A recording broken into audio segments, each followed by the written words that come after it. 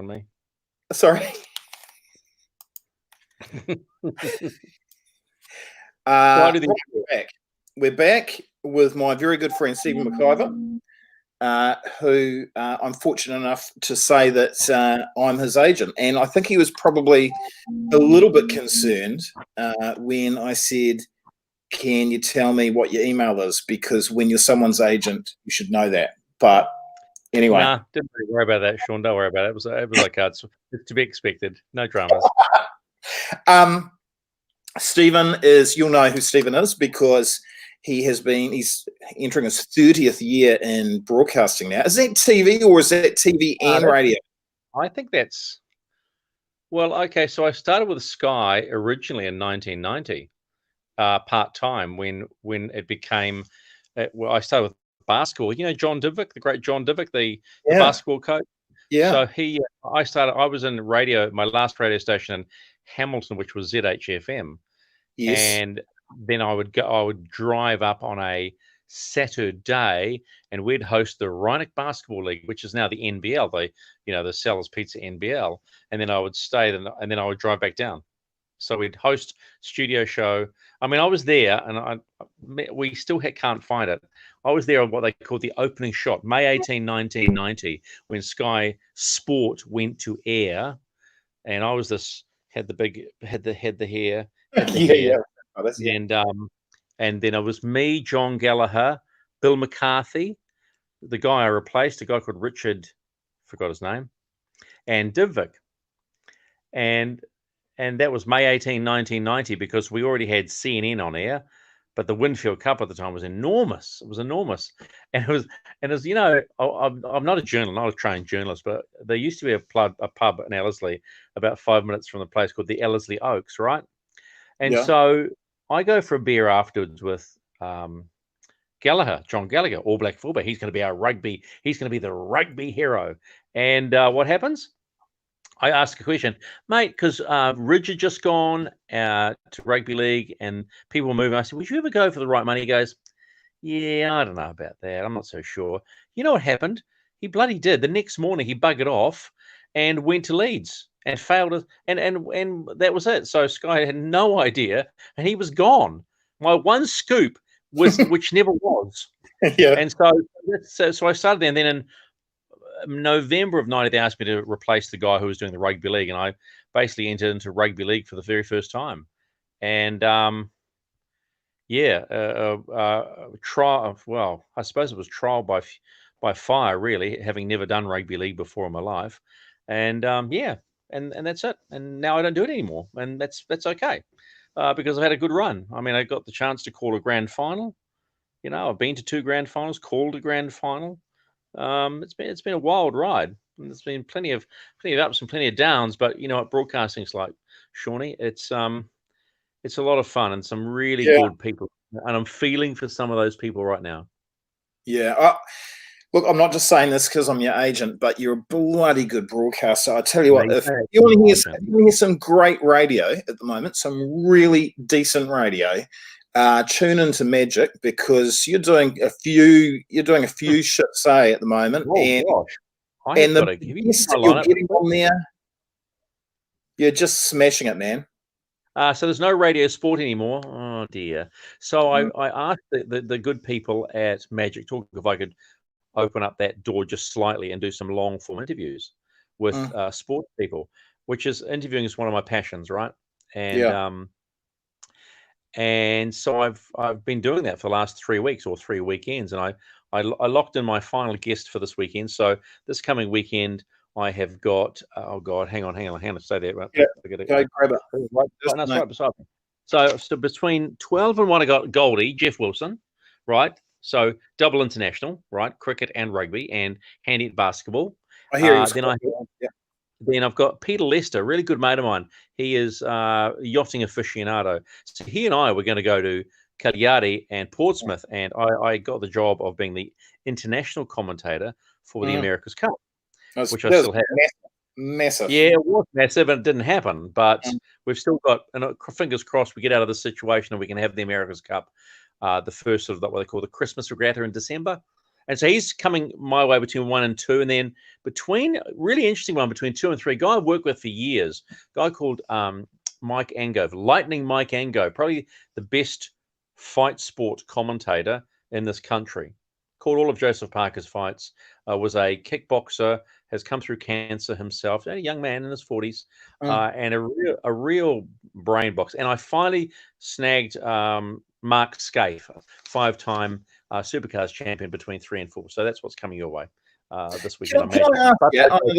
I know this is a probably an unfair question, but what are sports that you really enjoy, or have you just always been crazy about all sports? Well, see, the crazy thing about everything because of your job, but is there a couple of sports that you go, just have to watch it? Well, we used to have F1, and I loved F1. I loved F1 because when I first started, I got this, the old Contra trip. We love a bit of Contra, and got to the Adelaide Grand Prix, and bumped into the late Ayrton Senna in a Canterbury of New Zealand shop, and he signed a cap for me, which I ended up giving away to a really good friend of mine who was a total nutter on F1.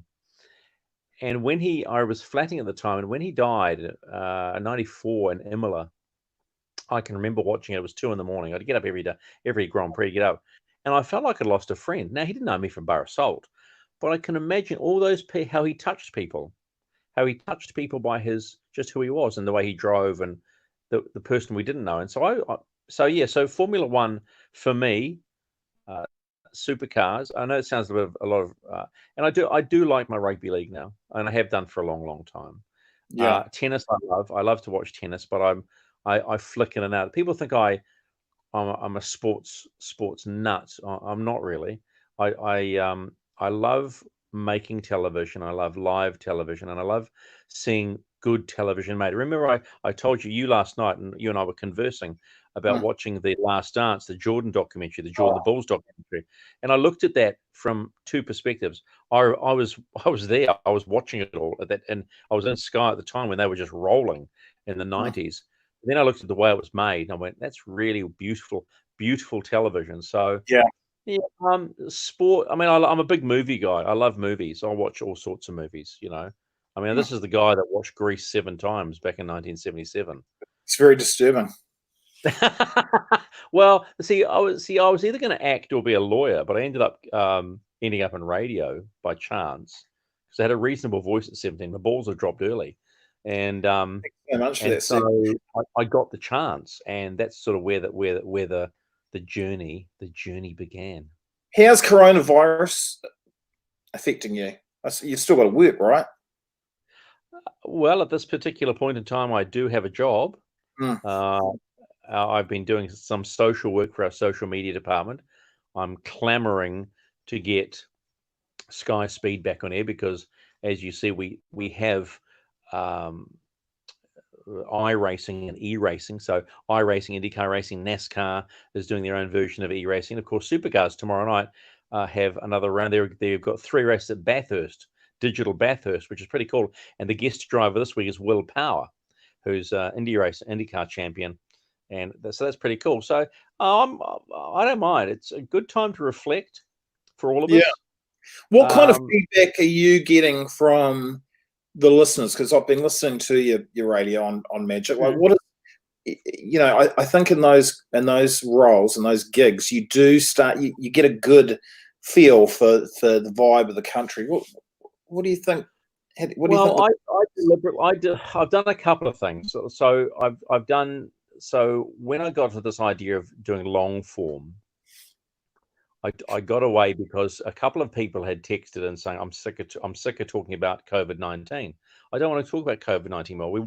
And I checked in with my boss, Kim Blair, who's a good bloke. And I said, mate, what do you think? He says, well, they're probably going to want some distraction. People are going to want distraction by the time it comes around to week 2. So that's what the path we went down. But there was one, it was over Easter that I got really pissed off because it was that whole don't travel at Easter. And I went out to make a statement about let's just do all the right things. So we should, Sean, right?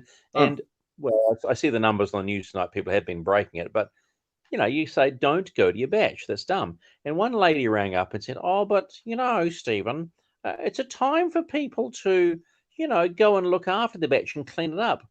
And I just lost my rag. I just lost my rag and said, sorry, not good enough, click. And I went, that's just really selfish. And there's a lot of dumb out there, right? There's a lot of dumb. Yeah. But there's a lot of good. And you look at the numbers today, what was it, 5 today, down from 9? We are doing the right thing. I mean, I think many people would have loved, for business's sake, that we went to level 3 earlier. But you know what? I think the governments, are doing the right thing. And you've been like me on this. I mean, I've been quite open that I didn't vote for Labor. And it doesn't matter who I voted for, but I didn't vote for Jacinda. But I can put that all to one side and look at it. Is this good leadership or is this poor leadership? And when you have a look at what's happening all around the world, she's doing such a good job. And I know that you share the similar view, don't you? The cynics will say she's just a good deliverer of the message, and she is. My word, she's a very good deliverer of the message, and the empathy she shows, I do believe is genuine. There's no faux in that at all. And what we tend to forget too is that we're not thinking about the people who are actually handling that message, who are giving her that message. Her advisors are on point. She ultimately has to decide whether she goes down that point. But I would suggest that she's probably got caucus wrapped around her finger because she's so good at what she's doing. Yeah. But I'd say her advisors are pulling the strings nicely, and she's doing a great job. And she's the leader we need right now. People will say, "Oh, she's a great crisis leader," and we're going to be paying for this years to come. Well, yeah, we are. If you don't think we're going to be paying for this years to come, you're stupid. All right? I mean, we are in a situation that we have never been in before, not in our lifetimes. And I can't even because none of us have ever seen a world war or anything like that. But I watched a documentary the other day of the Nazis shooting Jews, and I was almost sick. We're not even close to that. Yeah, I heard you say that on Magic the other day, and it kind of pisses me off when people actually try and compare this to there's no comparison. That's just no, there's not. We are all people are going to lose jobs. I mean, you and I, we might not be here in a month.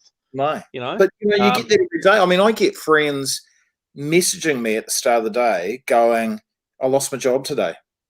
Oh God, it's so sad. It really is, and from all walks of life, Yeah, and there is no answer to it. There is no answer to it. I'm the most nervous I've been in years, but you know what? It is what it is. I mean, I look back at the things, some of the things I've done, and some of the people I've met. It was funny, I did an interview. I loved F1, right? And I did an interview years ago with Murray Walker, the great Murray Walker. If you remember, he was the voice of Formula One. Murray Walker like this. He talks like this, right? And he wrote a book and came out. And I did this beautiful 40-minute interview with him. It's never seen the light of day. And the only reason I mentioned that was because I was looking online the other day about F1, as you do. And they named the Royal British Racing Car Drivers Association have named their viewing room the Murray Walker television room. And he's now 94, 95, still speaks beautifully. But I went, oh my gosh, he's 94, 95, and I spoke to him, oh cripes, it could be, oh my goodness, it could be 20 years ago now. And the interview's never seen the light of day. It's just nuts, and that's, I suppose that's the one thing you look back on. There's still so much to do, right? But there are so many cool people that you and I have been fortunate to meet.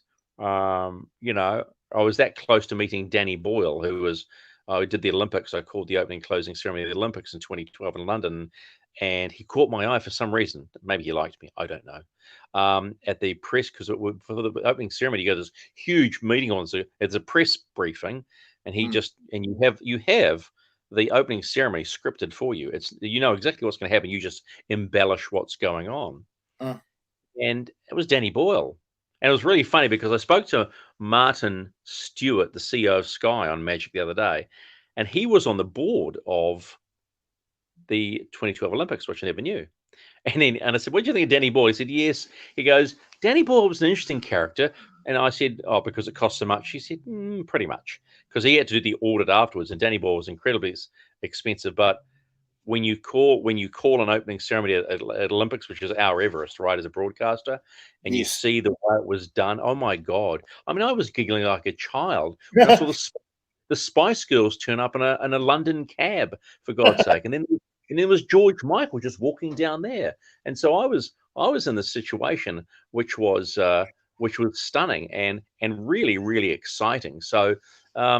Yeah, there have been some good times. The closing ceremony wasn't so flash, but it was probably because I'd been going for 15 hours, 16 hours a day for a month, and then that morning I had to go and for God knows what reason had to go and film and try and interview people that didn't have any English for the third and fourth playoff for men's volleyball.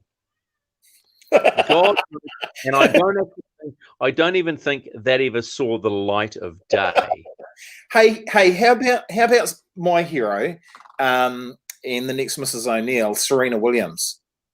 Because I tell you what, I sent you a text because I've always said to Stephen that I think he and Carl Budge would, I know, agree with me. Yeah, absolutely nail the tennis. Absolutely brilliant. How do you get nervous when you speak to someone like Serena? Because it was almost like she was, yeah. First trip over, which I think was 2 or 3 years ago, and we didn't realize she was pregnant at the time.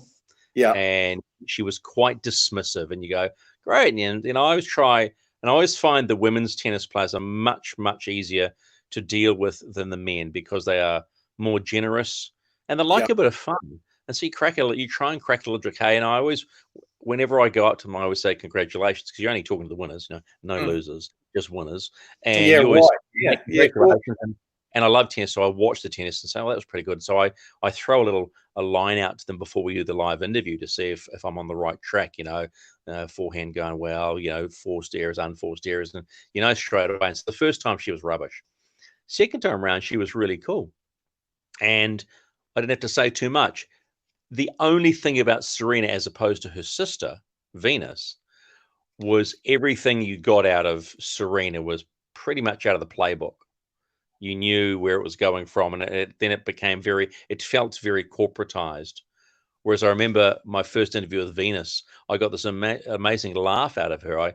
They were calling her something like the Queen of the Court or something. So I just threw that at her, and she giggled and laughed and jiggled, and it was great. So there are a lot of hits and misses, right? I mean, the tennis has been a joy. It was funny because a beautiful man who was the first man to basically bring tennis to television, the late Bud Collins. They named the US Open Media Center after him. It's called the Bud Collins Media Center at the US Open. And he came out here many, many years ago. We brought him out to be our commentator. And he was well known as being a beautiful man, and he would wear crazy colored trousers, like floral, anything. He walked out of New Zealand with a pair of red and black trousers with Maori motifs all over it. And there are many pictures around of him wearing these trousers. And he passed away some time ago. And I met him and chatted to him and learned a hell of a lot about just broadcasting off him. And he was just beautiful, and it was a really cool time. My wife Maria and I they brought them around for dinner, and he had a beautiful way with words. And I cooked a barbecue, and I'm not the best steak cooker. My son Patrick's a much better cooker of steaks, but we cooked the steak, and I remember him saying, "Oh my God, Stephen, that is the best steak I've ever had." And you felt, "Oh my gosh, was it?" Oh, okay. So fantastic. And I reminded his wife Anita the other day about it. She said, it was. And he was a guy that could rock up and play tennis with Pavarotti. Pavarotti knew who he was. He knew Pavarotti. He was that well connected. So he was the doyen of tennis, and such a beautiful man. So that was probably one of my most special times in tennis, when you talked about the tennis, about people you meet. I mean, I've met people like the Jim Couriers and those sorts of people here. I never met Federer when he came out here, nor did I meet Nadal, because they came out here as young kids, and look what they went on to do. Yeah. So, but how about boxing? How about boxing? You're the kind of guy that I mean, Joseph Parker, he'll take your call and you'll say, "Hey, Joseph, I'm after this number," and he'll go, "Sure, Stephen, here it is." Tell me about your passion of boxing. Well, yeah, we won't go down the fight for life path because although that was the best three. Actually, you should talk about this because the first fight was a miss. That was, I can't remember how old I was, because I know the last fight I was 48, but I was in the best condition ever. The first fight I fought this guy called George Coulzar. He was Australian soccer player, and I would train for the first 2 fights with a guy at work, Paul McSharry, who's well-known boxing in circles here, very high, well-respected referee as well. And we fought in the garage. He trained me in the garage at Sky before it was all changed around.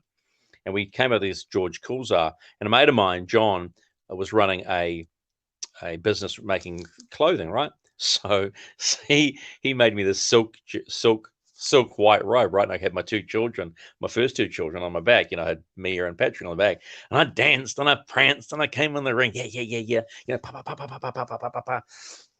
And I felt great. And then I heard this, because this is the story I heard afterwards. And my mates saw this guy walk in and they said, "McIvor, you're effed."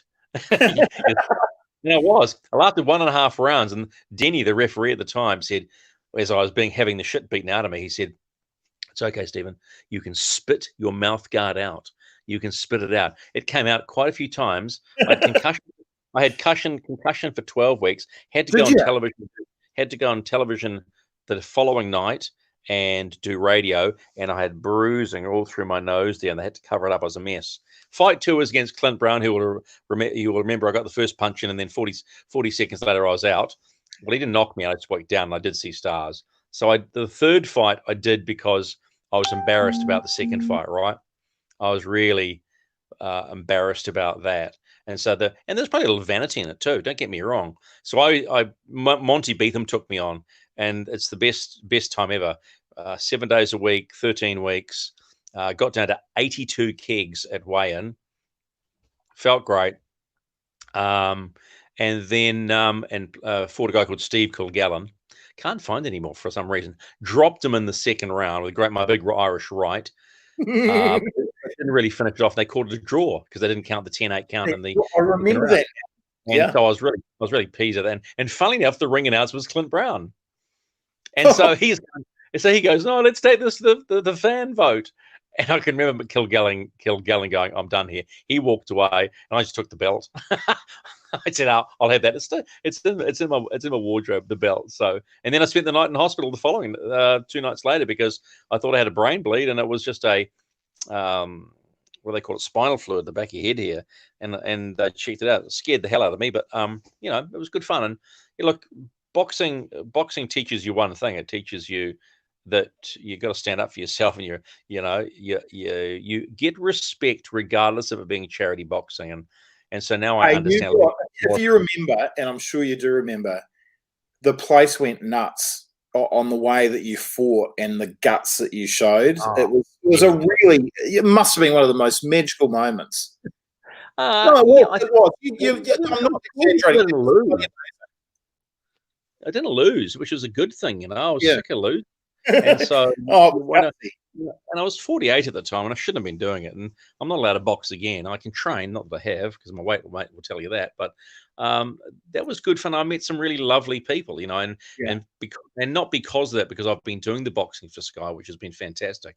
I've done 90% of Joe's fights and met some really cool people. I mean, everybody says that Andy Ruiz fight that he fought here in Auckland, he shouldn't have won it, mate. If you had seen Andy Ruiz's face after that fight, Joseph won that. Andy Ruiz's eyes were like this, he could hardly see out of them. He tagged Joe all right. Don't worry about that. But I mean, I think the fight we're all looking forward to is the Far fight now. I don't know whether it's going ahead. Right. Well, who knows? The one thing you say in boxing, you never say never, because there's stuff going on behind the scenes. Have you ever met Brett Maber from Power Farming? From who? Where? Power Farming in Hamilton. Good guy. Yeah, no, they're massive across New Zealand and Australia. What do they do? Do they have really high-powered They cars? tractors. They sell tractors in New Zealand, Australia. Right. He's good friends with Budgie. Oh, okay. No, I haven't. Yeah, he's just asked. He's just asked favorite sporting movie of all time, Stephen. Favorite sporting movie. Any Given Sunday. Any Given Sunday with Al Pacino. The NFL movie. Oh, yes. Yeah, I think that was. I mean, he talks about it being a game of inches. Have you ever seen When We Were Kings? Nope. I'm a bit of a flake when it comes to movies. People think I go and read sports books. No, I don't. You watch rom-coms? No. I'm a bit of a Star Warsy sort of guy. I love musicals. Yeah. I don't dance around in a tutu or anything like that. But, and I read a lot of books on my Kindle. I've sort of got a bent for action, adventure, and sci-fi now, of all things. I've found sci-fi really, really cool. I've found some cool authors, Joshua Dalzell and the likes, and I read a lot.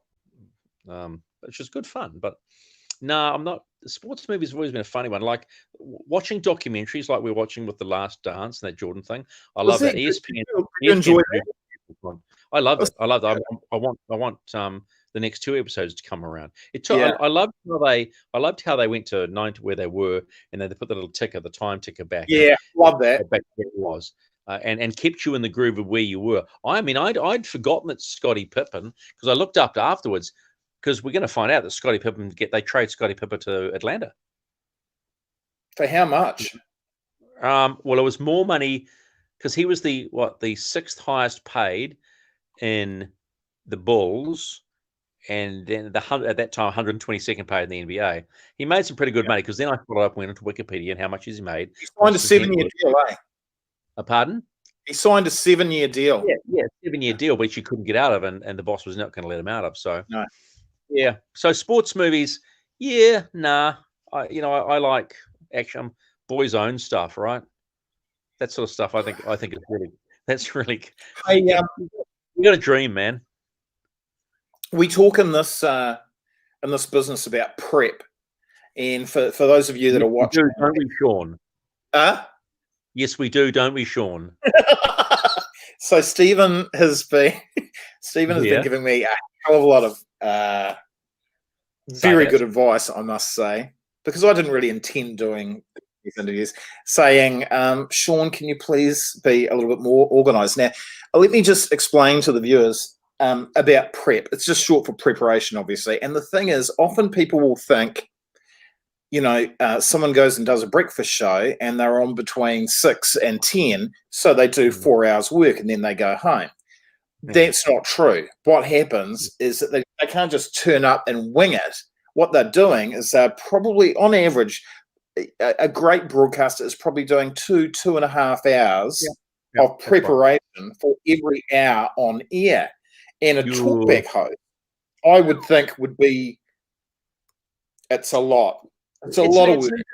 It's an interesting question, right? Because doing talkback, which I'm learning and still learning in the last year and a half, is a funny beast, because when you go from what I've done, going from sport into general talk, and that includes politics, and people just get a little hung up on it, which I tire, but you got to really have some background. That's why the guys like Sean Plunkett and that are so strong, because they've lived and breathed it. But I'm sort of I like to sit in the middle a little bit, Sean.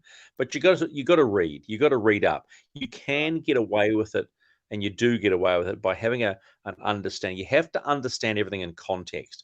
And if you don't understand and you make a mistake, the one thing I've always said is you put your hand up and say, and you show you're vulnerable, because no one's perfect. No one ever gets it right all the time, and really do.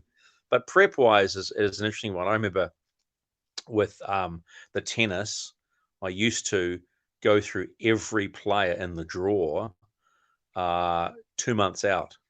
Yeah, I believe that about you. The basics, right, and understanding what they were doing.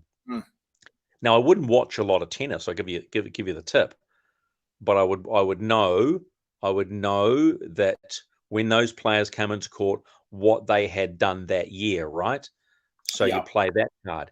And then the most important thing that a lot of broadcasters forget to do, they're always being, oh, let's just ask the easy question, right? Is they forget to watch the match.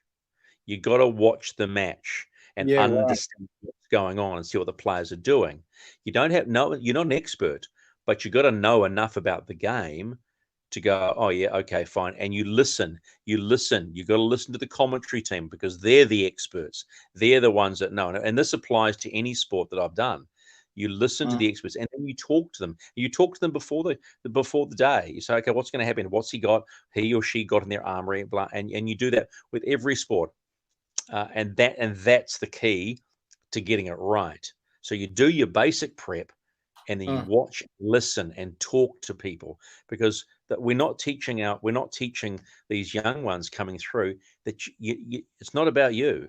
This is not about you. This is about the sport and those that people want to see. They don't want to see me. They don't give a rat's bum about me. They want to see the athletes do their job. My job is to make that athlete look good to people and find out what people want to know or don't know, and not ask the lazy questions like, oh, how was that? Great match, good game, blah, blah, blah.